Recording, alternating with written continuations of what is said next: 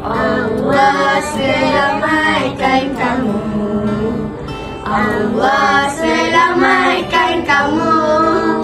Allah selamatkan Abah. Allah selamatkan kamu. Bismillahirrahmanirrahim. Alhamdulillahirabbil alamin. Wassalatu wassalamu ala sayyidina Muhammadin wa ala alihi wa ashabihi ajma'in. Ya Allah, Ya Rahman, Ya Rahim, ampunilah segala dosa kesalahan kami dan dosa-dosa kesalahan kedua ibu bapa kami, serta kasihanilah kedua ibu bapa kami sebagaimana mereka berdua mengasihani kami semasa masih kecil. Ya Allah, Ya Rahman, Ya Rahim, rasa kesyukuran kami terhadap nikmat ihsan dan rahmat-Mu. Pada hari ini kami zahirkan dengan penuh kehambaan. Kami bersyukur kepada-Mu atas kurniaan kehidupan di dunia ini dengan penuh nikmat dan anugerah yang begitu banyak.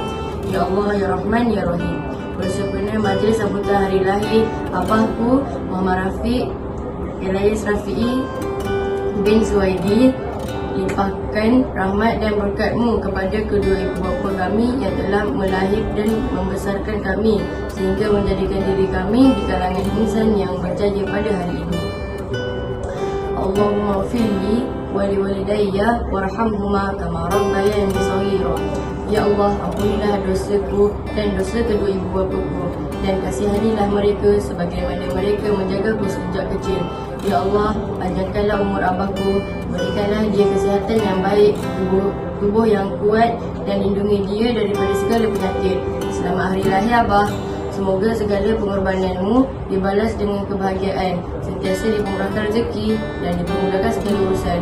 Allahumma barik lana fima razaqtana wa qina azabannar. Amin. Terima kasih. Bye.